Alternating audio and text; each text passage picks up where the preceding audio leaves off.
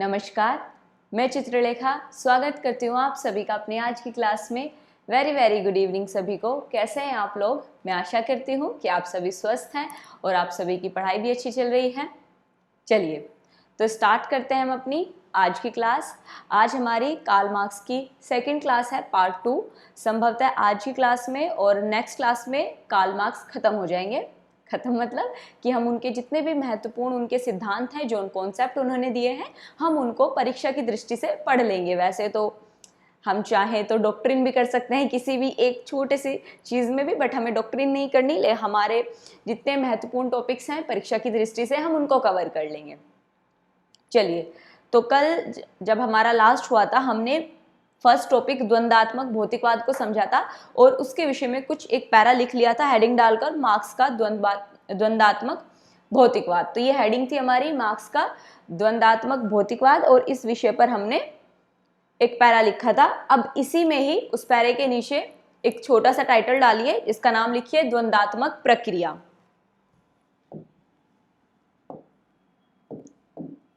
उसी के नीचे हेडिंग के जहां से पैराग्राफ खत्म हुआ है नेक्स्ट लाइन में लिखिएगा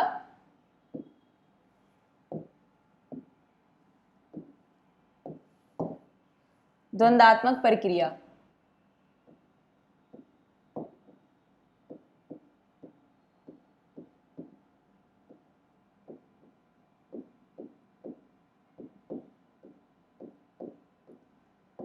इसमें लिखना स्टार्ट कीजिए, हेडिंग डालिए, इसके नीचे द्वंद्वात्मक प्रक्रिया। नेक्स्ट लिखिएगा इसमें कि हीगल अनुसार समाज की प्रगति प्रत्यक्ष रूप से न होकर, हीगल अनुसार समाज की प्रगति प्रत्यक्ष रूप से न होकर टेढ़े मेढ़े तरीके से हुई है। टेढ़े मेढ़े जो खाने वाले हैं, टेढ़े मेढ़े वो मत समझ जाइएगा। टेढ़े मेढ़े का अर्थ क्या है वो भी अभी मैं समझाऊंगी। टेढ़े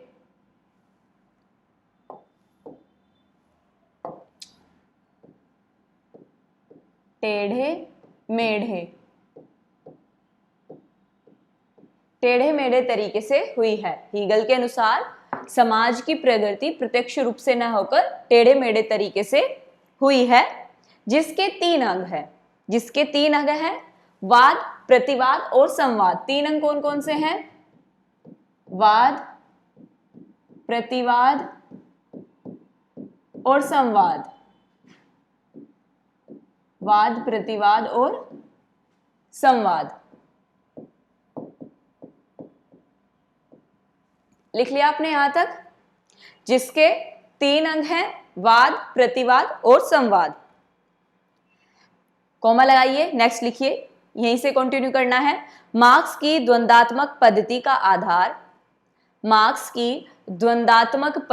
आधार हीगल का यही द्वंद्वात्मक दर्शन है। मार्क्स की द्वंद्वात्मक पद्धति का आधार हीगल का यही द्वंद्ववादी दर्शन है। कहने का तात्पर्य ये है, जो मैंने आपको लिखाया है, कि हीगल ने कहा था कि समाज की जो प्रगति हो रही है वो प्रत्यक्ष रूप से ना होकर अप्रत्यक्ष रूप से हो रही है, टेढ़े मेढ़े तरीकों से हो रही है। मतलब कहीं कहीं पर प्रत्यक्ष रूप से, प्रत्यक्ष का रूप का मतलब होता है जो सामने से दिखाई पड़े, प्रत्यक्ष रूप से, उस तरीके से ना होकर हीगल कह रहे हैं कि समाज में जो प्रगति हो रही है वह टेढ़े मेढ़े तरीकों से हो रही है, कि कभी प्रत्यक्ष रूप से हो रही है, कभी परोक्ष रूप से यानी अप्रत्यक्ष रूप से हो रही है। वहीं जब हम मार्क्स को पढ़ते हैं तो मार्क्स कहते हैं कि समाज में परिवर्तन हो रहा है। क्यों हो रहा है? आर्थिक व्यवस्था जैसे बदल रही है वैसे ही समाज में परिवर्तन हो रहा है। तो इन्होंने तीन तरीके माने। सबसे पहले क्या होगा? वाद होगा, प्रतिवाद होगा और संवाद होगा, हीगल ने। मार्क्स ने क्या माना कि समाज में परिवर्तन कैसे हो रहा है? क्योंकि कोई भी चीज परफेक्ट नहीं है तो परिवर्तन तो होना ही है, हर चीज में द्वंद्व है। लेकिन उन्होंने मेन चीज क्या मानी थी? आर्थिक प्रणाली या उत्पादन प्रणाली की। जब भी समाज में उत्पादन करने की जो प्रणाली है वो बदल जाएगी, अर्थव्यवस्था बदलेगी, पैसे कमाने के तरीके बदलेंगे, पूरा समाज परिवर्तित हो जाएगा। मार्क्स का कहना यह था। तो उन्होंने जो ये कॉन्सेप्ट लिया था हीगल के द्वंद्ववादी दर्शन से ही लिया था। ठीक है, कहने का मतलब ये था, इसलिए उनके हीगल के बारे में थोड़ा लिखाया है। नेक्स्ट लिखिएगा, नेक्स्ट लाइन से इसी में कंटिन्यू करके लिखिएगा, मार्क्स तथा उनके अनुयायियों के, मार्क्स तथा उनके या उसके, मार्क्स तथा उनके अनुयायियों ने, मार्क्स तथा उनके अनुयायियों ने द्वंद्वात्मक प्रक्रिया को गेहूं के पौधे के उदाहरण से समझाया है। उन्होंने एक एग्जाम्पल दिया, मार्क्स ने कहा और उनके अनुयायियों ने, कि अगर आपको हीगल की ये 3 चीज समझनी है ना, कि वाद क्या है, प्रतिवाद क्या है, संवाद क्या है, तो आप एक काम करो, एक गेहूं के पौधे को देखो। सबसे पहले एक बीज होता है, जो वो बीज है ना, वो क्या है, वो बीज जो है गेहूं का बीज, वो है वाद। ये मैं अभी लिखाऊंगी, आप समझ लो एक बार, गेहूं का बीज क्या है, वाद है। जब ये पौधा बन जाता है, इसको हम बो देते हैं,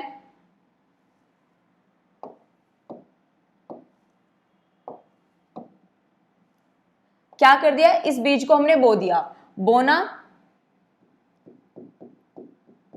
क्या हो गया, प्रतिवाद। जब यह पौधा बना, पौधा बनकर इस पर फली आई, यानी दोबारा से गेहूं आ गए, उसके बाद इसका संपूर्ण जीवन और अंत में पौधे का नष्ट होना, नष्ट होने तक लास्ट का जो चरण होगा, संवाद, संवाद को यही मान लीजिए, तीसरा चरण ये रहा, ऐसे लिख दिया मैंने थोड़ा, जो पौधे का एक तरीके से पूरा कंप्लीट प्लांट बनना और उसके अंतिम क्षण तक उसका नष्ट हो जाना, वो कहलाएगा संवाद। तो यहां पर मार्क्स कह रहे हैं कि कोई भी समाज को अगर हम बीज मान ले, फिर वो क्या होगा, पहले बीज होता है व्यक्ति, बीज यहाँ व्यक्ति की कंपेयर कर सकते हैं बीज से, कि व्यक्ति होते हैं, व्यक्ति समाज बनाते हैं, और समाज अगर अंततः मर जाए, एक तरीके से एग्जाम्पल मान लो कि समाज की कोई संस्था है, पहले व्यक्ति है, व्यक्ति के बाद वो संस्था बनी, संस्था के बाद वो संस्था उसने अपना पूरा कार्य किया, हजारों वर्षों तक चलती रही और उसके बाद वो समाप्त हो गई।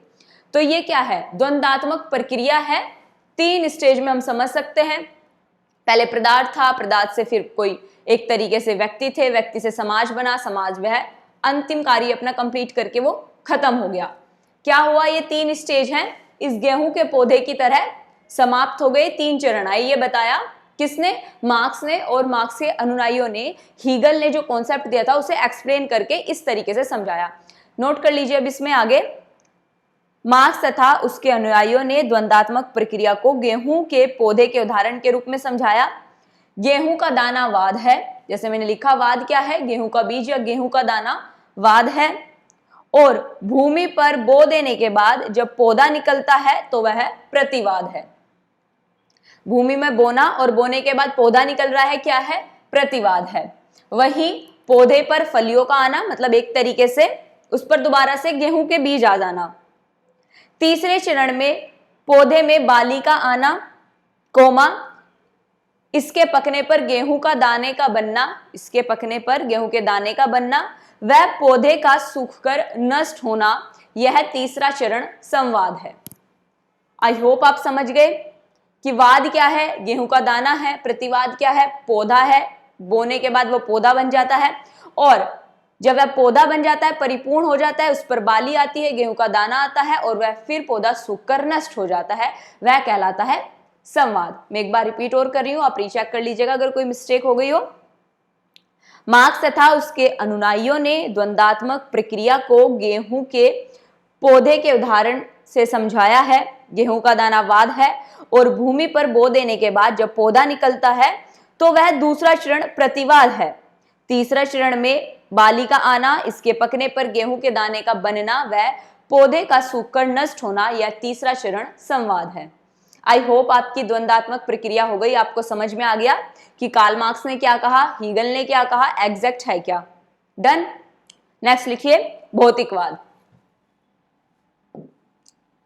नेक्स्ट हेडिंग लिखिए, इसी में कंटिन्यू करके लिखना है भौतिकवाद। पहले मैंने इन दोनों को मतलब एक साथ लिखवा दिया, अब इंडिविजुअल। भौतिकवाद। अगर आप अच्छे से लिखेंगे और प्रॉपर अपने नोट्स बनाएंगे तो आप देखेंगे क्लास के अंत तक होते होते सेशन के आपके बहुत परफेक्ट नोट्स बन जाएंगे सोशियोलॉजी के।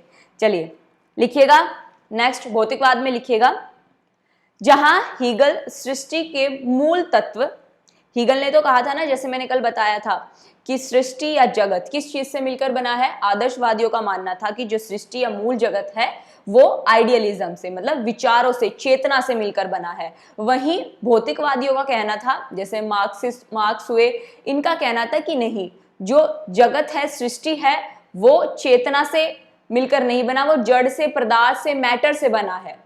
यानी जो जगत के केंद्र में है वो क्या है, जड़ है, पदार्थ है, मैटर है, ना कि चेतना है। तो लिखिएगा इसमें भौतिकवाद में, जहां हीगल सृष्टि का मूल तत्व चेतना या विश्व आत्मा, चेतना या विश्व आत्मा को मानते हैं। आई रिपीट, जहां हीगल सृष्टि का मूल तत्व चेतना या विश्व आत्मा मानते हैं, वहीं मार्क्स सृष्टि का मूल तत्व,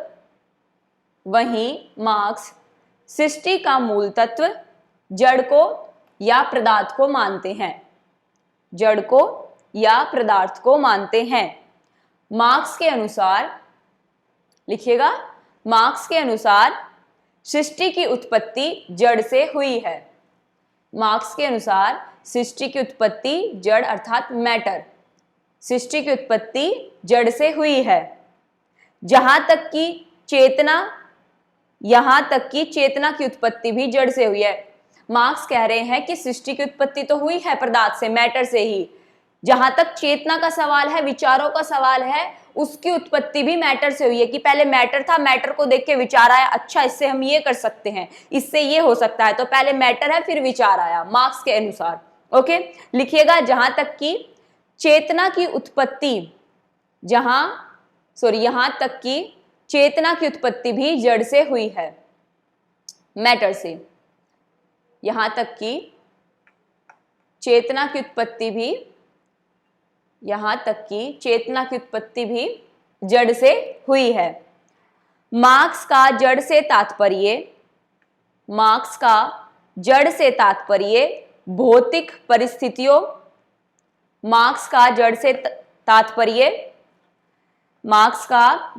तात्पर्य भौतिक परिस्थितियों अर्थात आर्थिक परिस्थितियों से है। भौतिक परिस्थितियों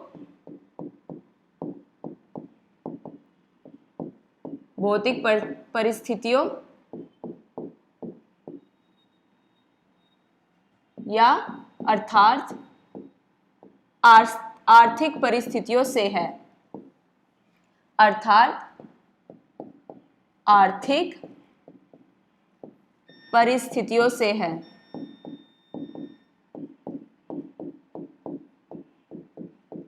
आर्थिक परिस्थितियों से है, मतलब मार्क्स कहते हैं कि जब सृष्टि बन रही थी, पदार्थ, मैटर मूल में है, यानी यहां पर उनके जड़ का कहने का तात्पर्य है आर्थिक उत्पादन प्रणाली। यानी क्या हुआ, सबसे पहले जब समाज एकत्रित हुआ आर्थिक प्रणाली के तहत ही, क्योंकि आवश्यकता थी पूरे समाज को कि भाई एकजुट होकर रहते हैं, समूह में रहेंगे तो बचे रहेंगे, नहीं तो मर जाएंगे। क्यों? क्योंकि उस टाइम पर जो आर्थिक प्रणाली थी वो मेनली थी शिकार करना। उसके बाद जब एक समाज बन जाता है, गुटों में रहना सीख जाते हैं, तो फिर क्या होता है, कृषि व्यवस्था आ जाती है। कृषि व्यवस्था में भी क्या होता है, अर्थव्यवस्था चेंज होती है। तो इनका कहने का मतलब ये है मार्क्स का कि जब एक अवस्था से दूसरी अवस्था में परिवर्तन होता है, मेनली वहां पर जो सबसे मेन रीजन होता है एक अवस्था का, यानी समाज का एक स्थिति से दूसरी स्थिति में परिवर्तन होना, वह किसके कारण होगा, आर्थिक प्रणाली के कारण होगा। हर चीज के मूल में वो किसे मानते हैं, आर्थिक प्रणाली को, और मतलब उनका आर्थिक प्रणाली क्या है, जड़ है, उनका पदार्थ है। ठीक है, दैट्स इट।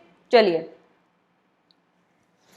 नेक्स्ट लिखिएगा अब इसमें, जबकि आर्थिक डैश लगा के लिखिएगा, या आर्थिक डैश उत्पादन प्रणाली, जबकि आर्थिक डैश उत्पादन प्रणाली में परिवर्तन होता है, आर्थिक प्रणाली में, जबकि आर्थिक डैश उत्पादन प्रणाली में परिवर्तन होता है, तो समाज में भी परिवर्तन होता है, तो समाज में भी परिवर्तन होता है। समाज में यह परिवर्तन द्वंद्वात्मक पद्धति से ही होता है।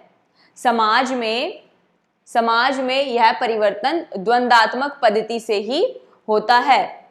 दोबारा लिखिएगा, मतलब मैं रिपीट कर रही हूं। जब आर्थिक डैश उत्पादन प्रणाली में परिवर्तन होता है तो समाज में भी परिवर्तन होता है। समाज में यह परिवर्तन द्वंद्वात्मक पद्धति से ही होता है।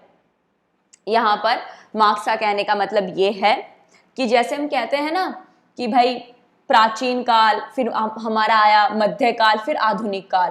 तो अगर मार्क्स के दृष्टिकोण से देखा जाए, हम प्राचीन काल को प्राचीन क्यों कहते हैं?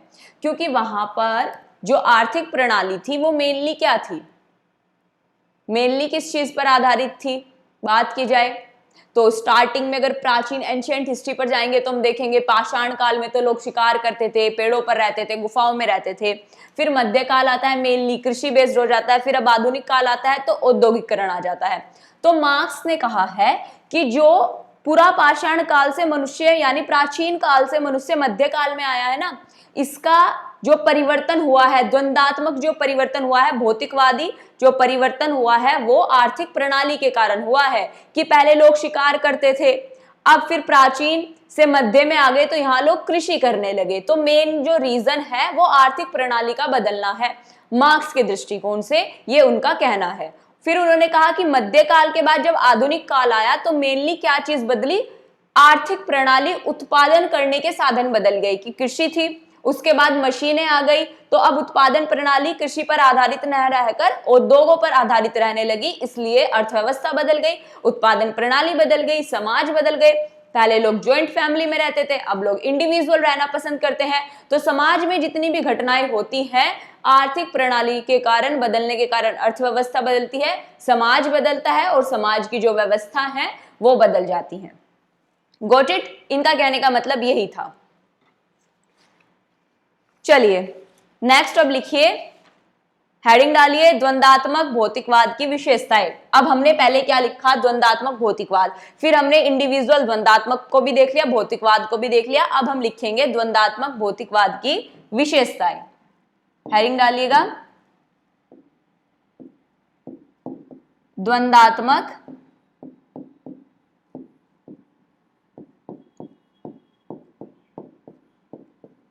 भौतिकवाद की विशेषताएं।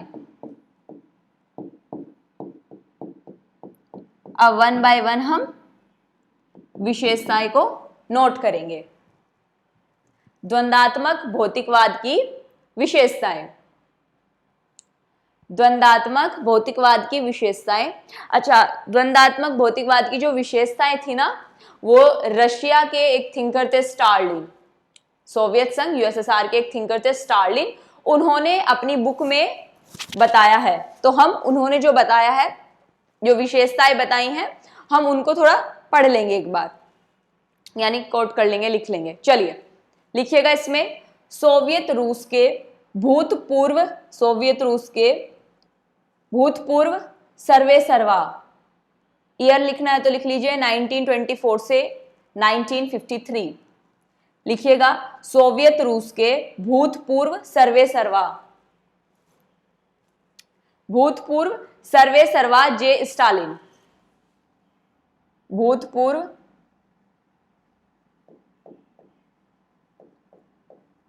सर्वे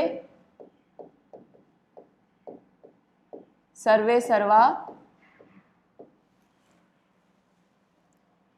जे स्टालिन।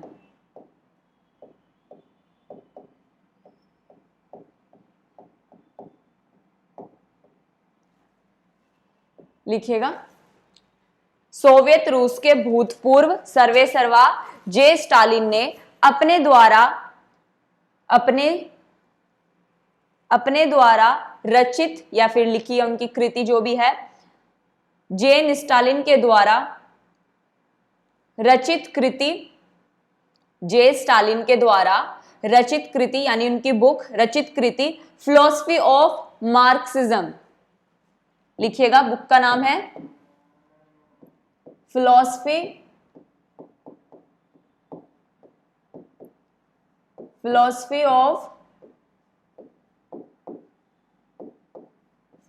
Of Marxism.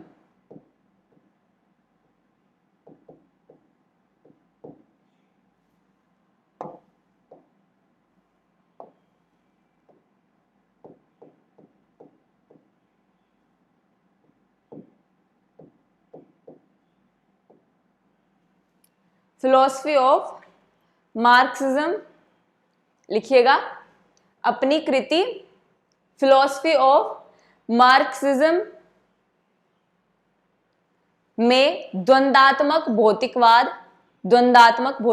की विस्तार के साथ विवेचना की है। द्वंद्वात्मक भौतिकवाद की विस्तार के साथ विवेचना की है। अगर आपसे वन लाइनर या एमसीक्यू बनेगा तो पूछा जा सकता है किस थिंकर ने द्वंद्वात्मक भौतिकवाद की विस्तार से रचना की है, तो याद रखिएगा जे स्टार्लिन ने। या फिर अगर आपको मेंस में कहीं कोट करना पड़े द्वंद्वात्मक भौतिकवाद क्या है कि समाज किस प्रकार अर्थव्यवस्थाएं बदलती है, अर्थव्यवस्थाओं का क्या इंपैक्ट होता है, इस प्रकार जब लिखेंगे तो आप कोट कर सकते हैं कि जे स्टार्लिन ने अपनी बुक, जो ये बुक का नाम है फिलॉसफी ऑफ मार्क्सिज्म, में उन्होंने जिक्र किया है द्वंद्वात्मक भौतिकवाद का। आप इस तरीके से मेंस में कोट कर सकते हैं। ठीक है, अब लिखिएगा द्वंद्वात्मक भौतिकवाद की निम्नलिखित विशेषताएं हैं। 1 बाय 1 लिखिएगा, ABCD नंबर डाल लीजिएगा। द्वंद्वात्मक भौतिकवाद की निम्नलिखित विशेषताएं हैं। द्वंद्वात्मक भौतिकवाद की निम्नलिखित विशेषताएं हैं। ए, द्वंद्ववाद के अनुसार, ए लिखिएगा, द्वंद्ववाद के अनुसार विश्व स्वतंत्र, द्वंद्ववाद के अनुसार विश्व स्वतंत्र और असंबद्ध वस्तुओं का ढेर है। स्वतंत्र जो विश्व है, स्वतंत्र और असंबद्ध वस्तुओं का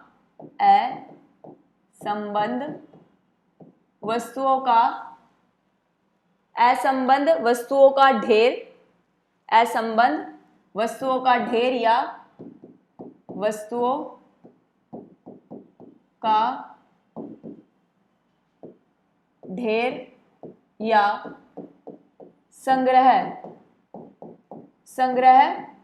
मात्र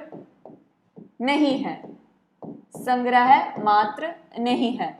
जो विश्व है वो सिंपल सी बात है भाई, विश्व में हर चीज फ्री है और असंबद्ध वस्तुओं का, यानी एक वस्तु का दूसरी वस्तु से कोई संबंध नहीं है, ज्यादातर का संबंध वस्तुओं का ढेर या संग्रह मात्र नहीं है। उन्होंने कहा है कि सर फ्रीली वस्तुओं का जो ढेर है केवल संग्रह मात्र नहीं है। उनका कहने का तात्पर्य है कि जितनी भी समाज में वस्तुएं हैं, वस्तुएं उनका सब्जेक्ट कहने का मतलब यहाँ पर व्यक्तियों से भी है, प्रथाओं से भी है, संस्थाओं से भी है। जितनी भी समाज में आपको चीजें दिखाई देती हैं वो एक वस्तु दूसरी वस्तु पर निर्भर रहती है। यहाँ पर मैंने एक्सप्लेन कर दिया कि वस्तु सिर्फ एक सब्जेक्ट को मत समझिएगा, व्यक्ति, समाज, संस्थाएं सब इसमें इंक्लूड होंगी। तो लिखिएगा इसमें कि संग्रह मात्र नहीं है वरन समग्र इकाई है। लिखिएगा वरन समग्र इकाई है। समग्र इकाई का मतलब समझे आप? उनका कहने का मतलब ये है कि कंप्लीट यूनिट है पूरा वर्ल्ड। इन्होंने कहा है कि विश्व जो है स्वतंत्र और असंबद्ध वस्तुओं का ढेर या संग्रह मात्र नहीं है। जैसा कि हम देखते हैं कि भाई अमेरिका वहां, भारत यहाँ, जब तक देशों का पता नहीं था तो हमारा क्या संबंध था उनसे, असंबंधित वस्तुएं थी। दूसरा, इनका कहने का मतलब ये है कि सिर्फ वस्तुओं का और स्वतंत्र चीजों का संग्रह या ढेर नहीं है, बल्कि एक कंप्लीट यूनिट है, एक कंप्लीट इकाई है, पूरा समाज। इन्होंने यहाँ पर कंप्लीट यूनिट में पता है क्या जोड़ा है? पूरे विश्व को एक यूनिट मान लिया है कि पूरी जो विश्व है ना वो एक इकाई है, एक यूनिट है। लिखिएगा वरन समग्र इकाई है जिसकी समस्त वस्तुएं संबंध और परस्पर निर्भर है। इनका कहने का मतलब यह है कि केवल आप विश्व को एक दृष्टि से ना देखें कि भाई यहाँ पर किसी का किसी से कोई लेना देना नहीं है, कि भाई दो लोग आपस में बात नहीं करते तो इनका कोई रिलेशन नहीं है, ऐसा नहीं है। पूरा जो विश्व है एक यूनिट है और प्रत्येक वस्तु कहीं ना कहीं दूसरी वस्तु पर निर्भर है। समझो, कहने का मतलब ये है जैसे अब आपको ये पेन चाहिए, सपोज करो ये पेन चाहिए हमें, अब ये किसने बनाया होगा हमें नहीं पता, हमने जाके दुकान से परचेज कर लिया, ठीक है, तो हम दुकान वाले पर निर्भर, लेकिन दुकान वाला किसी और पर निर्भर, वहां पर फैक्ट्री में किसी मजदूर ने, किसी व्यक्ति ने, किन्हीं लोगों ने बनाया होगा। अब हमारा डायरेक्टली तो उनसे कोई संबंध नहीं है, देखा जाए तो वो फ्री है, स्वतंत्र है, लेकिन हम इस पेन के लिए उन पर निर्भर है। तो यहीं पर ये कहना चाह रहे हैं कि ये विशेषता है द्वंद्वात्मक भौतिकवाद की, कि विश्व केवल स्वतंत्र वस्तुओं का ढेर नहीं है, बल्कि जो पूरा विश्व है एक यूनिट है, जहां पर प्रत्येक वस्तु का दूसरी वस्तु से संबंध भी है और एक वस्तु दूसरी वस्तु पर निर्भर भी है। ओके, नेक्स्ट लिखिएगा, बी पॉइंट करके लिखिएगा, प्रकृति अस्थिर, प्रकृति अस्थिर कोमा गतिशील और निरंतर परिवर्तनशील है। बी पॉइंट में लिखिएगा, प्रकृति अस्थिर कोमा गतिशील और निरंतर परिवर्तनशील है। लिखिएगा, प्रकृति अस्थिर कोमा गतिशील और निरंतर परिवर्तनशील है। कहने का मतलब यह है, जो प्रकृति है, नेचर पर मत चले जाना, यहाँ पर प्रकृति उस प्रकृति की बात नहीं हो रही, वो तो है ही निरंतर गतिशील और परिवर्तनशील। यहाँ पर प्रकृति का मतलब हो रहा है समाज का, कि समाज में लगातार गतिशीलता हो रही है, समाज लगातार बदल रहा है हर दिन। जैसे आप पीढ़ियों को देखो, हमारे दादा के विचार देखो, फिर अपने पापा के विचार देखो, और फिर अपने विचार देखो, आपको 3 जनरेशन में ना डिफरेंस पता चल जाएगा। डिफरेंस पता लगने से आपको यह भी पता चलेगा कि वहां की आर्थिक प्रणाली क्या थी, उससे थोड़ी बेहतर पिताजी के टाइम पर हुई, उससे थोड़ी बेहतर आपके समय में हो रही है। तो लोगों के विचारों में भी डिफरेंस आ रहा है। तो मार्क्स के अगर चश्मे से देखेंगे, वो कहेंगे इसका एकमात्र कारण ये नहीं मॉडर्नाइजेशन है, उसका एकमात्र कारण है उत्पादन प्रणाली में पैसों की जो व्यवस्था थी उसमें चेंज हो गया। ठीक है, तो जो प्रकृति है अस्थिर है, गतिशील है और निरंतर परिवर्तनशील है। नेक्स्ट पॉइंट लिखिएगा, सी, वस्तुओं में विकास और परिवर्तन की प्रक्रिया सरल नहीं है। सी पॉइंट में लिखिएगा, वस्तुओं में विकास और परिवर्तन की प्रक्रिया सरल नहीं है। वस्तुओं में विकास और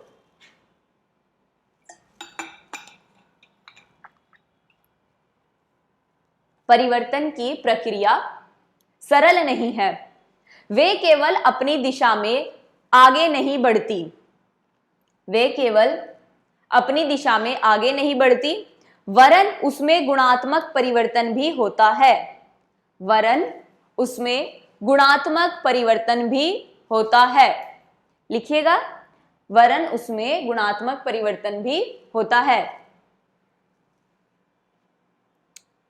नेक्स्ट इसी में कंटिन्यू करके लिखना है, इसी लाइन से ही, मतलब डैश लगाकर, डैश नहीं, फुल स्टॉप, ये वाला हलंत लगाकर, क्या बोलते हैं इसे, पूर्ण विराम, सॉरी पूर्ण विराम। वस्तुओं में गुणात्मक परिवर्तन धीरे धीरे न होकर शीघ्रता से, अचानक से होते हैं।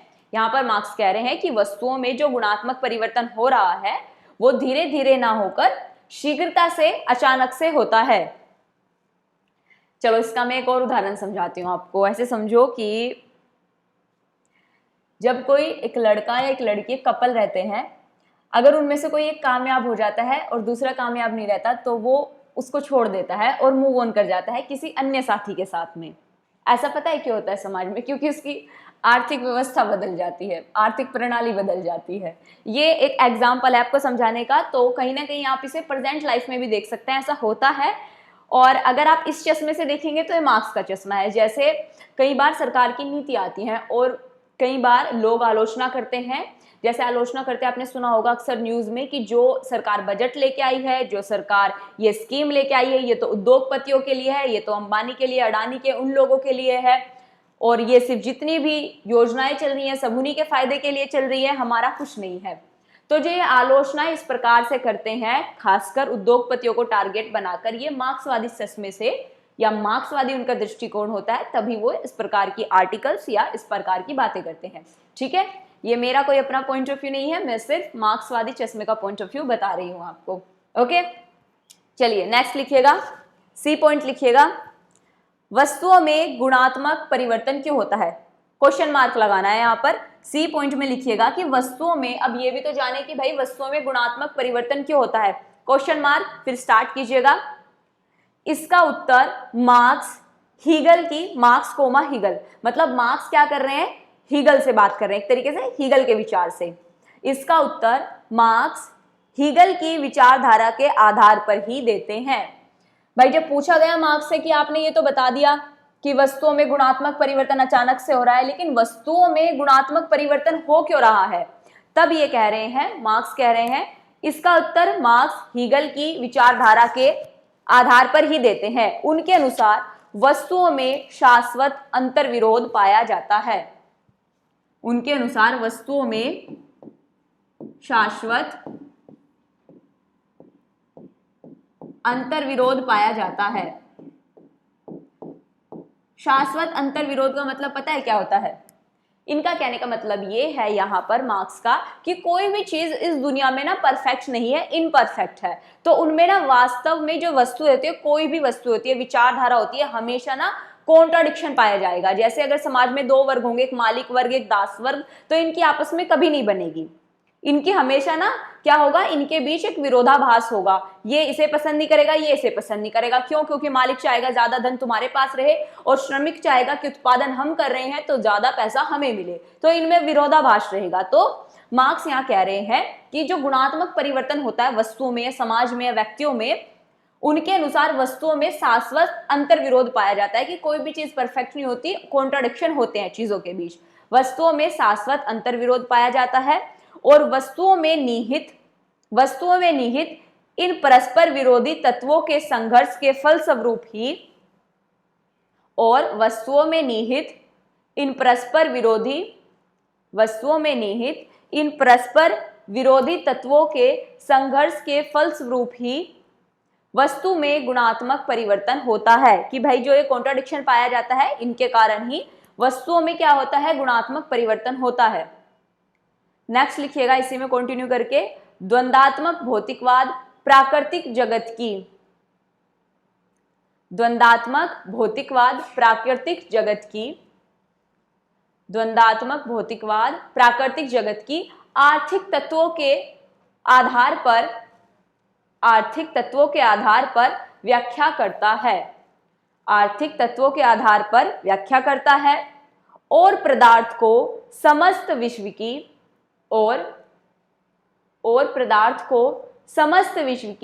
नियंत्रक शक्ति के रूप में स्वीकार करता है। और पदार्थ को समस्त विश्व की नियंत्रक शक्ति के रूप में स्वीकार करता है। और पदार्थ को समस्त विश्व की नियंत्रक शक्ति के रूप में स्वीकार करता है। Got it? अब नेक्स्ट हेडिंग डालिएगा, द्वंदात्मक भौतिकवाद की आलोचनाएं। हेडिंग है द्वंदात्मक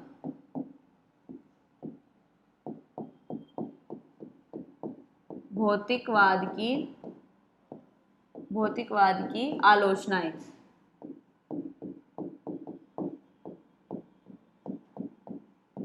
द्वंदात्मक भौतिकवाद की आलोचनाएं, द्वंदात्मक भौतिकवाद की आलोचनाएं। ठीक है, अब लिखिएगा पॉइंट 1 लिखिएगा आलोचना में, सृष्टि का मूल तत्व जड़ या चेतना, इस बारे में विद्वान एकमत नहीं है। यानी जो सृष्टि के जो मूल में जड़ है या चेतना है, क्या है, इस पे सारे के सारे विद्वान एकमत नहीं है। किसी का कहना जड़ है, किसी का कहना कि है कि क्या है, चेतना है। तो ध्यान रखिएगा, सृष्टि का मूल तत्व जड़ या चेतना, इस बारे में विद्वान एकमत नहीं है। नेक्स्ट लिखिएगा, मार्क्स का दर्शन अत्यंत भौतिकवादी है।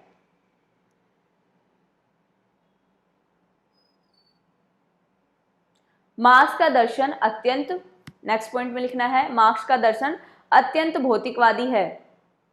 नेक्स्ट पॉइंट लिखिएगा, द्वंदात्मक पद्धति से विकास एक कल्पना है।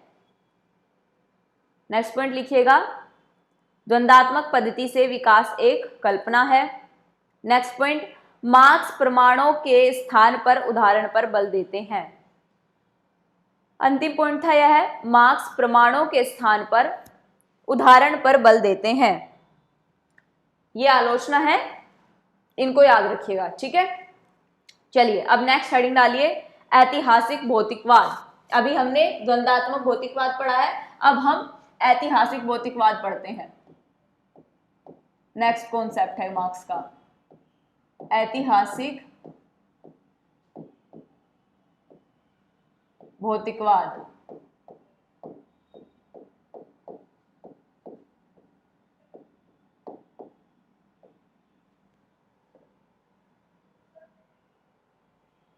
चलिए नेक्स्ट हेडिंग डाल ली। अब पहले कुछ लिख लीजिए इसके विषय में, फिर मैं आपको समझाती हूं कि ऐतिहासिक भौतिकवाद एक्चुअल में है क्या। जहां द्वंद्वात्मक भौतिकवाद मार्क्स का दार्शनिक आधार प्रस्तुत करता है। जहां द्वंद्वात्मक भौतिकवाद मार्क्स का दार्शनिक आधार प्रस्तुत करता है। जहां द्वंद्वात्मक भौतिकवाद मार्क्स का दार्शनिक आधार प्रस्तुत करता है, वहीं ऐतिहासिक भौतिकवाद मार्क्सवाद का अनुभव मूलक आधार प्रस्तुत करता है। लिखिएगा, आई रिपीट, वहीं ऐतिहासिक भौतिकवाद मार्क्सवाद का अनुभव मूलक आधार प्रस्तुत करता है। नेक्स्ट लाइन से लिखिएगा, इसी में कंटिन्यू करते हुए, ऐतिहासिक भौतिकवाद इस मान्यता से आरंभ होता है। ऐतिहासिक भौतिकवाद इस मान्यता से आरंभ होता है कि इतिहास के किसी भी युग में समाज के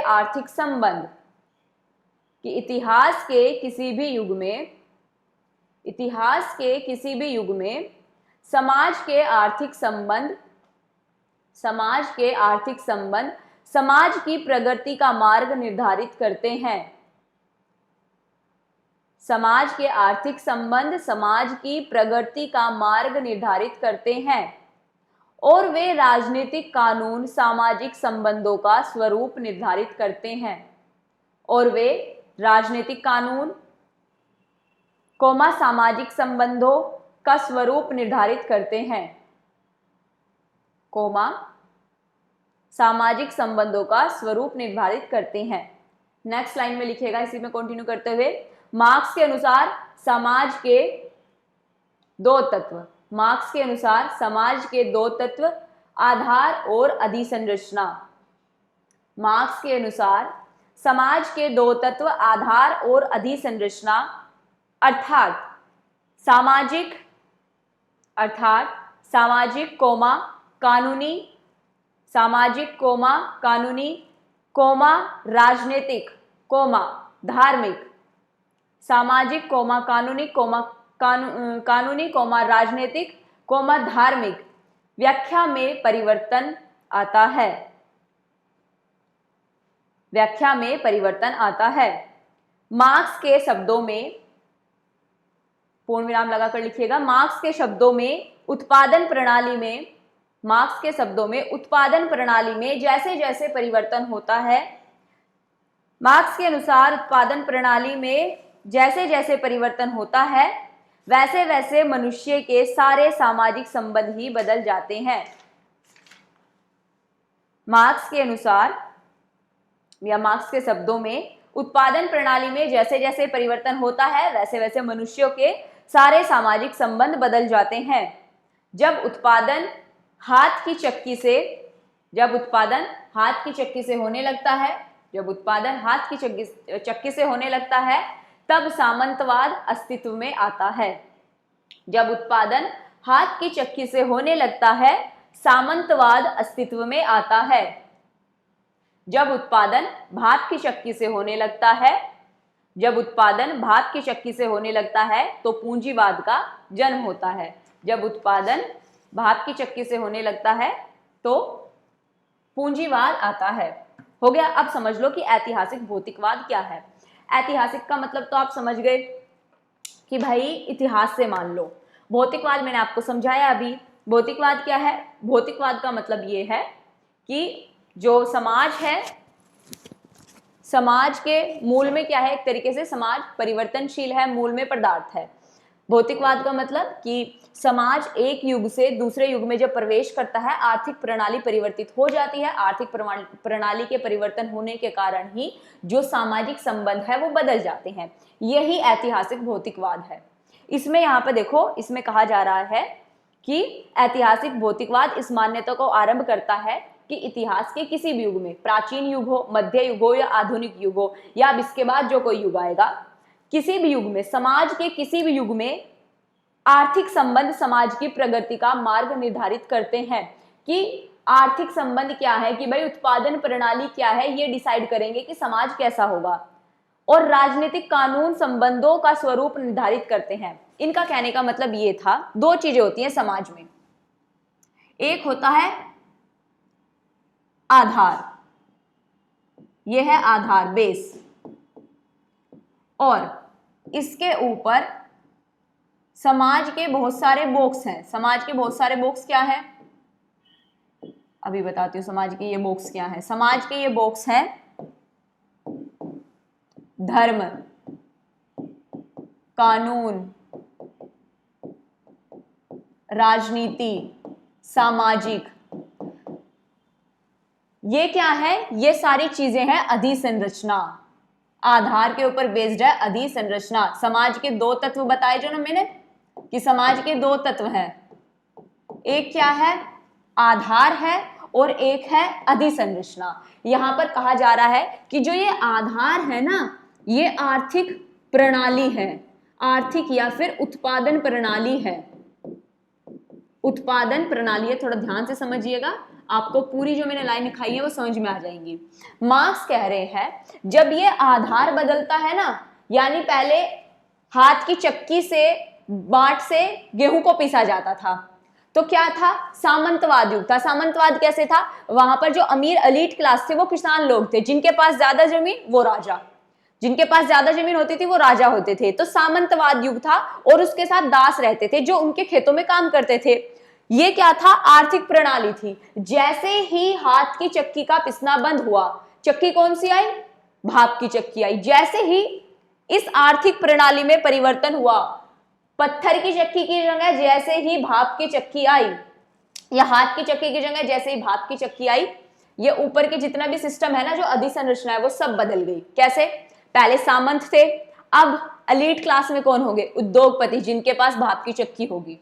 अब क्या होगा, अच्छे अच्छे कपड़े पहने जाएंगे, हवाई जहाज बनेंगे, क्योंकि मॉडर्नाइजेशन आ रहा है। सामंतवाद में बैलगाड़ी चलती थी, तो जिसके पास बैलगाड़ी, रथ होते थे वो अमीर लोग थे। वर्तमान समय में जिसके पास मर्सिडीज है, बीएमडब्ल्यू है, वो एलीट क्लास है। समझ रहे हैं आप। तो इन्होंने कहा, मार्क्स ने, कि समाज के ना दो तत्व है, एक है आधार और एक है अधिसंरचना। आधार का उनका तात्पर्य कहने का मतलब यह है कि उत्पादन या आर्थिक प्रणाली, और अधिसंरचना का उनका कहने का मतलब यह है कि समाज में धर्म कैसा होगा, कानून, राजनीतिक व्यवस्था, सामाजिक व्यवस्था, विवाह, परिवार। जैसे सामंतवादी युग में माना जाता था कि गोत्र विवाह होगा, इंटरकास्ट मैरिज नहीं होगी, गोत्र रहित विवाह, मतलब एक गोत्र में शादी नहीं होगी, जो सरनेम होगा सेम नहीं होगा, अलग होगा, तो एक गोत्र में शादी नहीं होगी, इंटरकास्ट मैरिज नहीं होगी। कानून कैसे थे कि भाई जो अपर कास्ट थी उन्हें कम सजा दी जाती थी, लोअर कास्ट थी उन्हें ज्यादा सजा दी जाती थी। ये कौन डिसाइड करता था, एलीट क्लास। क्यों, क्योंकि उसकी जो आर्थिक व्यवस्था थी सामंतवादियों के पास थी, और सामंतवादी वे थे जिनके पास ज्यादा जमीनें थी। तो ये जो चीजें थी ना समाज की अधिसंरचना, ये डिसाइड करने वाले सामंत लोग थे। जैसे ही भाप की चक्की आई, ये आधार बदल गया, आधार बदल गया, उत्पादन प्रणाली बदल गई, फिर यहाँ उद्योगपति आ गए। उद्योगपति वही लोग थे जिन्होंने कभी काम किया दासों के उसमें, समझ जाएंगे आप धीरे धीरे। उन लोगों ने दिमाग लगाया, पढ़ाई लिखाई की एक तरीके से, फिर अब वो एलीट क्लास बन गए। अब जब दिखा इन लोगों को कि भाई तुम्हें तो अपनी फैक्ट्री में ये जातिवादी करोगे, तो फिर फैक्ट्री में काम कौन करेगा, सबको एक साथ लेके आना है, तो सबके लिए कानून, राजनीतिक, सामाजिक, धर्म सब समान कर दिया कि भाई जिसे जो धर्म फॉलो करना है करो, सबके लिए कानून एक समान होगा। जैसे ही आधार बदला, अधिसंरचना बदल गई। समझ में आया, यही ऐतिहासिक भौतिकवाद है। मतलब कहने का मतलब यह है मार्क्स का कि इतिहास में कभी से उठा के देख लो, जब भी समाज में परिवर्तन हुआ है आर्थिक प्रणाली के आधार पर ही हुआ है। यही चीज मैंने आपको लिखाई है। Got it. चलते हैं अब नेक्स्ट हेडिंग डालिएगा, ऐतिहासिक भौतिकवाद की अवस्थाएं। नेक्स्ट हेडिंग, ऐतिहासिक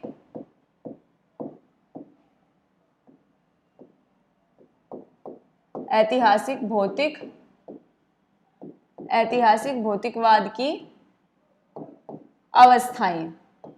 अब यहां पर मार्क्स ने जो जो अवस्थाएं बताई, मतलब एक तरीके से ना एग्जाम्पल दिए उन्होंने कि भाई पुराने समय में क्या था, सामंत थे, दास थे, फिर थोड़ा चेंज हुआ, फिर थोड़ा चेंज हुआ, तो वो एग्जाम्पल है। उन्होंने पूरे टोटल ना 6 प्रणाली यानी 6 अवस्थाएं बताई थी कि भाई पहले दास थे, सामंत थे, फिर किसान आए, फिर एलीट क्लास आई, फिर ये आए। वो हम अभी देख लेंगे कि कौन कौन सी चीजें थी। तो ऐतिहासिक भौतिकवाद की अवस्थाएं लिखिएगा, इसमें लिखिएगा उत्पादन के साधनों के आधार पर मार्क्स ने इतिहास को निम्न 6 अवस्थाओं में विभाजित किया है। उत्पादन के साधन के आधार पर, यानी इन्होंने ये नहीं देखा कि भाई एंशिएंट होगा, मिडाइवल होगा या मॉडर्न होगा। इन्होंने देखा कि भाई जब तक सेम आर्थिक प्रणाली थी वो एक समय हो गया, जैसे ही आर्थिक व्यवस्था में चेंज हुआ दूसरा, फिर तीसरी, चौथी, पांचवी, इन्होंने 6 स्टेज में बांट दी हिस्ट्री कि भाई आर्थिक प्रणाली जैसे चेंज होगी समाज की चीजें चेंज हो रही हैं। ठीक है, तो इन्होंने टोटल 6 अवस्थाएं बताई। लिखिएगा, उत्पादन के साधन के आधार पर मार्क्स ने इतिहास को निम्न 6 अवस्थाओं में विभाजित किया है। पहली अवस्था लिखिएगा, फर्स्ट है आदिम साम्यवादी युग। फर्स्ट आदिम साम्यवादी युग।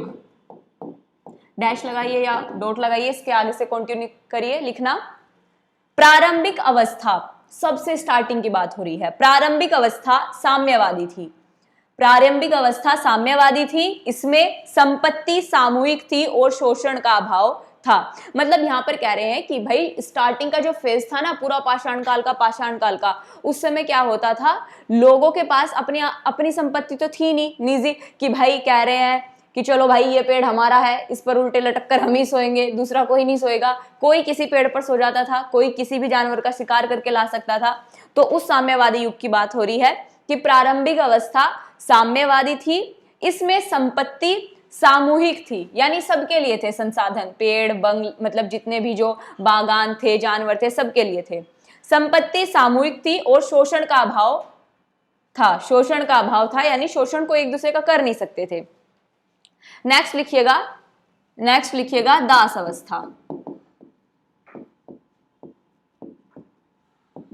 अवस्था। पॉइंट लगाइएगा और उसमें कंटिन्यू करिएगा लिखना। दास अवस्था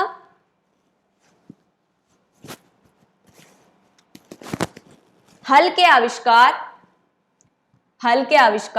और कृषि अवस्था के आविष्कार के साथ कुछ लोगों ने भूमि पर आधिपत्य जमा लिया। कृषि अवस्था के आविष्कार के साथ कुछ लोगों ने भूमि पर आधिपत्य जमा लिया और कुछ लोग उनके अधीन कार्य करने लगे, जिन्हें दास कहा जाने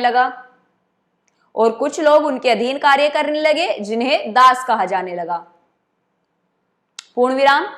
इस प्रकार 2 वर्ग उभरे, स्वामी और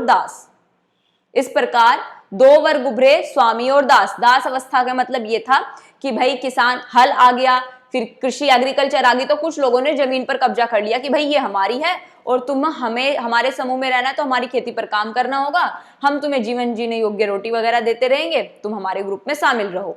तो वहां से एक आई एलीट क्लास, किसान बने, और दूसरे क्या बने, स्वामी वर्ग, और दूसरा क्या बना, दास वर्ग।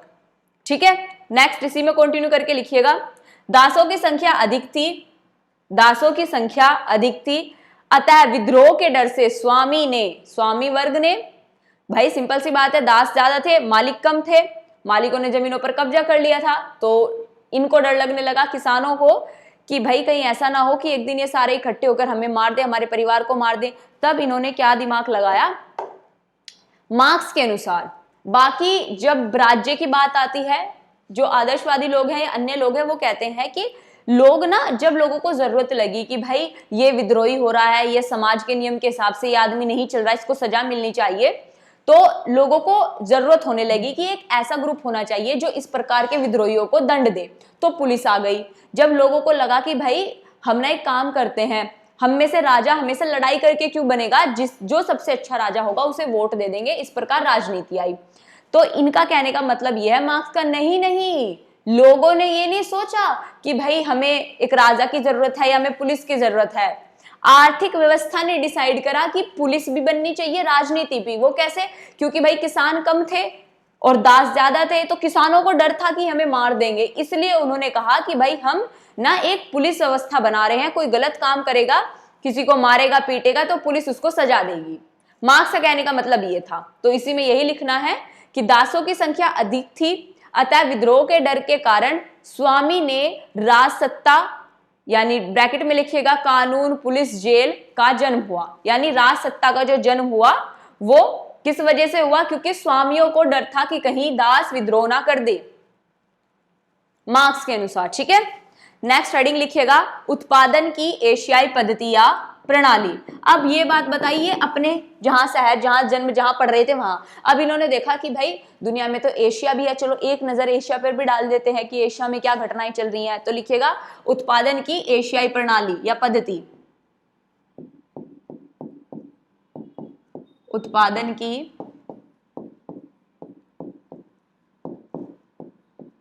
एशियाई प्रणाली या पद्धति। अब इसमें कंटिन्यू करिएगा लिखना, उत्पादन की एशियाई प्रणाली या पद्धति। इसमें लिखिएगा मार्क्स ने इस अवस्था की विशेषताओं को, मार्क्स ने इस अवस्था की विशेषताओं को सिर्फ एशियाई देशों तक सीमित रहने के कारण ही ऐसा नाम दिया है कि भाई ये अवस्था थी ना जो, ये सिर्फ एशियाई देशों में ही थी। मार्क्स ने इस अवस्था की विशेषताओं को सिर्फ एशियाई देशों तक सीमित रहने के कारण ही ऐसा नाम दिया। लेकिन मार्क्स का स्पष्ट मानना है, लेकिन मार्क्स का स्पष्ट मानना है, लेकिन मार्क्स का स्पष्ट मानना है कि अत्यंत व्यापक क्षेत्रों में इस प्रणाली की उपस्थिति के कारण इसे अनदेखा नहीं किया जा सकता। मार्क्स का स्पष्ट मानना है कि भाई ये बहुत बड़े क्षेत्र में फैली थी ये प्रणाली, तो इसे हम अनदेखा नहीं कर सकते। मार्क्स का स्पष्ट मानना है कि अत्यंत व्यापक क्षेत्रों में इस प्रणाली की उपस्थिति के कारण इसे अनदेखा नहीं किया जा सकता। नेक्स्ट लिखिएगा, नेक्स्ट लाइन से इसी में कंटिन्यू करके, इस प्रणाली में राज्य या सुविधा संपन्न वर्ग के सदस्य कृषकों को, यानी यहां पर भी एक एलीट क्लास थी जो जमींदार लोग थे एक तरीके से। इस प्रणाली में राज्य या तो उन्हें कहिए राज्य कहिए, राजा कहिए, कानून कहिए, या फिर बड़े किसान जमींदार कहिए, या राज्य का मतलब उन्होंने राज्य यहां राजा से ही बनाया है। राज्य या सुविधा संपन्न वर्ग के सदस्य कृषकों को, कृषकों का मतलब यहां है जो गरीब मजदूर किसान है, छोटे किसान है जो उनके खेतों में काम करते हैं या उनके लिए काम करते हैं। सदस्य कृषकों को उनकी उपज का सिर्फ एक ही भाग उपभोग के लिए देते थे और शेष भाग पर स्वयं का अधिकार होता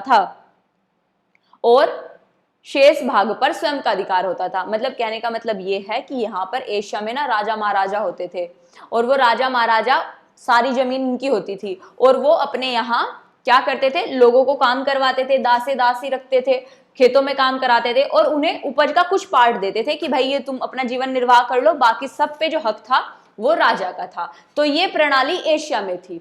ओके, नेक्स्ट लिखिएगा, नेक्स्ट हेडिंग डालिए 4th पॉइंट में, सामंती युग।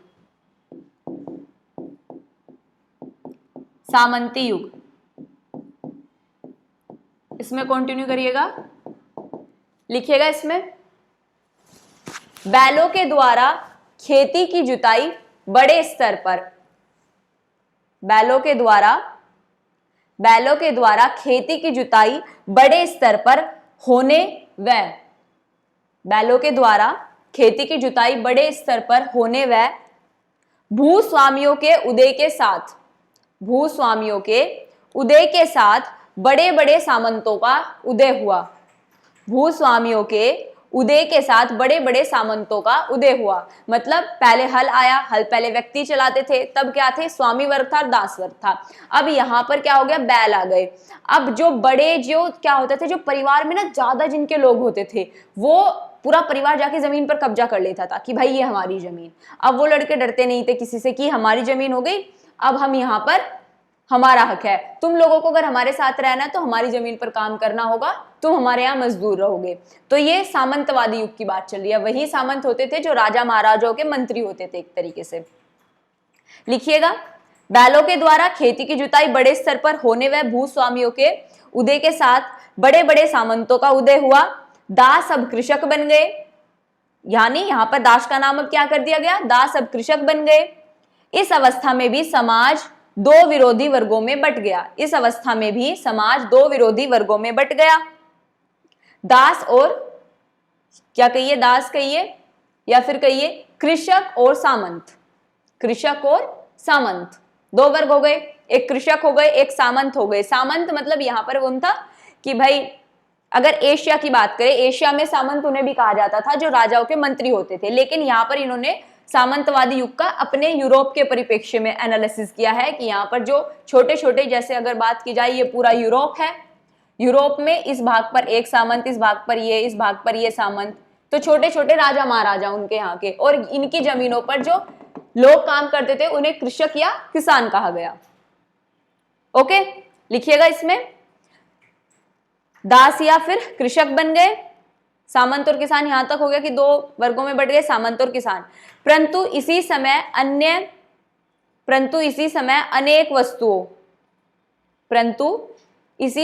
अनेक वस्तुओं जैसे करघे मशीन, चरखा होता ना, करघे वगैरह, करघे, चरखा, मशीन आदि का आविष्कार हुआ। वह समाज सामंतवाद से पूंजीवाद के अस्तित्व में आया। परंतु इसी समय अनेक वस्तुओं जैसे करघे, मशीन आदि का आविष्कार हुआ, वह समाज सामंत से पूंजीवाद अस्तित्व में आया। ओके, अब नेक्स्ट युग लिखिएगा, पूंजीवादी युग। पूंजीवादी युग, अब इसमें कंटिन्यू करिएगा लिखना। पूंजीवाद में भी दो वर्ग, पूंजीवाद में भी दो वर्ग आए।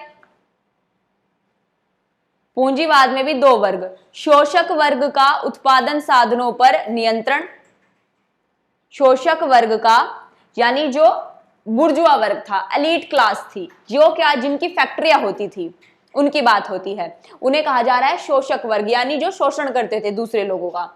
शोषक वर्ग का उत्पादन साधनों पर नियंत्रण, जबकि शोषित वर्ग उद्योगों में श्रम करता था। जबकि जो शोषित वर्ग था, यानी जो मजदूर थे, वो फैक्ट्रियों में काम करते थे, जबकि शोषित वर्ग उद्योगों में श्रम करता था। ओके, पूर्ण विराम लगाइए, नेक्स्ट लाइन से लिखिए, मार्क्स के अनुसार पूंजीपति समाज में पूंजी का केंद्रीकरण होने लगता है। मार्क्स के अनुसार पूंजीपति समाज में कि भाई जो मालिक होते थे उनके पास ज्यादा पैसा आता था, अब वो ज्यादा पैसे को क्या, स्टोर करने लगे, तो उनके बच्चे भी अमीर होने लगे। यहाँ पर ये अवस्था आ गई कि जो अमीर लोग थे अमीर होते जा रहे हैं और गरीब लोग गरीब होते जा रहे हैं, क्योंकि उनके बच्चे भी गरीबी में पैदा हो रहे हैं, उनके पास फैसिलिटी कम है। तो यही मार्क्स कह रहे हैं कि मार्क्स के अनुसार पूंजीपति समाज में पूंजी का केंद्रीकरण होने लगता है, जिससे पूंजीपतियों की संख्या में निरंतर कमी आने लगती है। कि भाई निरंतर कमी कैसे आएगी, जब वो मालिक बन जाएंगे, पैसा उनके पास होगा, तो वो चाहेंगे बस उन्हीं के बच्चे अमीर बने, बाकी कोई ना बने, तो उनकी संख्या में कमी आने लगती है, पूंजीपतियों की संख्या में कमी आने लगती है। जैसे वर्तमान समय में आप देखेंगे तो आप अमीर लोगों में भारत के कितने लोगों को जानते हैं, बताइए। सबसे पहले तो अंबानी, अडानी, कुछ परिवार हैं, इन्हीं को जानते हैं कि हाँ भाई अमीर लोग हैं। और अगर बात की जाए बाकी की जनसंख्या भारत की, मध्यम क्लास की, अगर मिडिल क्लास की बात की जाए, लोअर क्लास की तो छोड़ दीजिए, मिडिल क्लास की और लोअर क्लास की, इस मिडिल क्लास ने ही क्रांति को रोका है, अगर आप आगे पढ़ेंगे। खैर, इतना लिख लीजिए। मार्क्स के अनुसार पूंजीपति समाज में पूंजी का केंद्रीकृत होने लगा, जिससे पूंजीपतियों की संख्या में निरंतर कमी होती है और श्रमिक वर्ग का आकार और शोषण बढ़ता जाता है। यानी श्रमिकों की संख्या क्या होती है, बढ़ती जाती है, और शोषण भी बढ़ता जाता है, क्योंकि उनकी जनसंख्या वृद्धि होती है। जनसंख्या वृद्धि कैसे, पहले ही उनके पास फैसिलिटी कम है, स्वास्थ्य की उनके पास अच्छी फैसिलिटी नहीं है, अब उनके पास जीवन जीने योग्य चीजें हैं, तो वहां पर जनसंख्या बढ़ जाती है अभाव में, क्योंकि वो सोचते हैं कि भाई एक बच्चा पैदा करेंगे ये मर जाएगा, तो फिर दूसरा बच्चा पैदा कर लेते हैं, ताकि अगर 7-8 बच्चे पैदा कर लेते हैं कि कम से कम 1-2 तो बच ही जाएगा। तो इस तरह अब बच्चे उनके ज्यादा बच जाते थे तो जनसंख्या वृद्धि होने लगी। तो क्या हुआ, जो श्रमिक वर्ग थे उनकी जनसंख्या वृद्धि होने लगी। अमीर लोगों को पता था कि तुम्हारे पास इतने अच्छे हॉस्पिटल हैं, डॉक्टर्स हैं, तुम 1 या 2 बच्चे पैदा करोगे वो बच जाएंगे, तो तुम्हें ज्यादा बच्चे पैदा करने की जरूरत नहीं है। तो अमीरों की संख्या कम थी, ऊपर से उनके बच्चों के पास और पैसा। तो यही घटना चल रही थी, इस चीज को एनालिसिस कर रहे थे मार्क्स कि श्रमिकों के शोषण के कारण, नेक्स्ट लिखिएगा कि श्रमिकों का शोषण बढ़ता गया, श्रमिकों के शोषण के कारण उसमें वर्ग चेतना का उदय होता है। वर्ग चेतना का मतलब अब श्रमिकों के बच्चे सोचने लगे कि अमीर बच्चों में ऐसी क्या खास बात है जो हमारे अंदर नहीं है, हमारे अब्बा हुजूर जो उनके यहाँ काम कर रहे हैं और वो मालिक हैं, तो श्रमिकों के बच्चे इंटेलिजेंट होने लगे। मार्क्स भी तो श्रमिक के बच्चे ही थे, तभी तो इतने इंटेलिजेंट थे। लिखिएगा कि श्रमिकों के शोषण के कारण उनमें वर्ग चेतना और शोषण बढ़ता है, श्रमिकों के शोषण के कारण उनमें वर्ग चेतना का उदय होता है, शोषण नहीं बढ़ता, वर्ग चेतना का उदय होता है। श्रमिकों के शोषण के कारण उनमें वर्ग चेतना का उदय होता है और वे संगठित होकर पूंजीपति वर्ग को धराशायी कर, यानी अब जितने भी श्रमिक वर्ग हैं वो इकट्ठे होंगे, एक क्या बनाएंगे, यूनियन बनाएंगे कि भाई हम सब एक साथ हो जाते हैं, इन लोगों की जो जनसंख्या है वो थोड़ी कम है। लिखिएगा पूंजीपति वर्ग को धराशायी कर, वे संगठित होकर पूंजीपति वर्ग को धराशायी कर उत्पादनों के साधनों पर नियंत्रण स्थापित कर लेते हैं। ये मार्क्स कल्पना कर रहे हैं कि भाई आने वाला समय ऐसा आएगा कि जो श्रमिक वर्ग होंगे ये यूनियन बनाएंगे, एकत्रित होंगे और जो उत्पादन के साधन है उन पर अपना कब्जा कर लेंगे कि भाई मालिक तुम भागो यहां से, ये हमारा है क्योंकि हम बनाते हैं।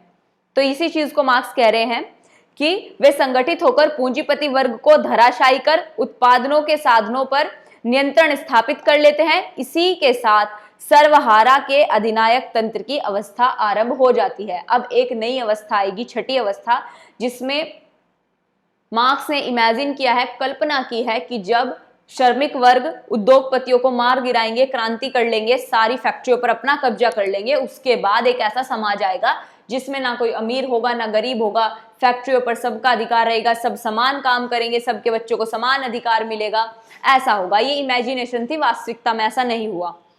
ठीक है, लिखिएगा इसी के साथ सर्वहारा के अधिनायक तंत्र की अवस्था आरंभ होती है। सर्वहारा ऐसे लिखा जाएगा, सर्वहारा के अधिनायक तंत्र के अधिनायक, सर्वहारा के अधिनायक तंत्र की अवस्था आरंभ होती है। ठीक है, नेक्स्ट और 6th जो है पॉइंट वो लिखिएगा, सर्वहारा का अधिनायक तंत्र, यही हेडिंग है, 6th हेडिंग है सर्वहारा का अधिनायक तंत्र, अधिनायक तंत्र। इसमें कंटिन्यू करके लिखिएगा सर्वहारा का अधिनायक तंत्र, इसमें लिखिएगा सर्वहारा के अधिनायक तंत्र अवस्था में, सर्वहारा के अधिनायक तंत्र अवस्था में श्रमिक उत्पादन के साधनों पर नियंत्रण रखते हैं। यहां पर क्या हो गया कि भाई जो फैक्ट्रियां हैं उन पर नियंत्रण किसका आ गया, श्रमिकों का आ गया। सर्वहारा के अधिनायक तंत्र अवस्था में श्रमिक उत्पादन के साधनों पर नियंत्रण रखते हैं। मार्क्स के शब्दों में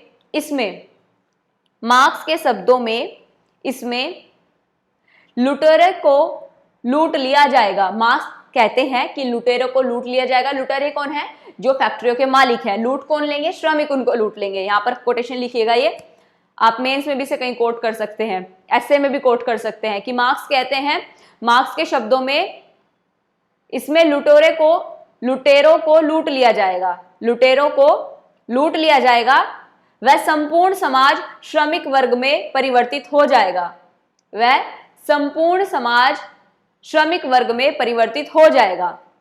तब वर्ग विहीन, शोषण विहीन समाज की स्थापना होगी। मतलब ना तो कोई किसी का शोषण करेगा, ना क्लास होगी, अमीर गरीब कोई नहीं होगा।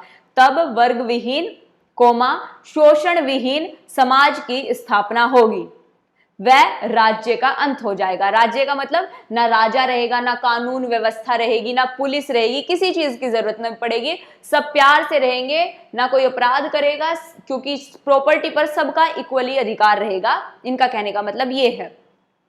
तब वर्ग विहीन कोमा शोषण विहीन समाज की स्थापना होगी, वह राज्य का अंत हो जाएगा। पूर्ण विराम। इसी में कंटिन्यू करिएगा नेक्स्ट लाइन से।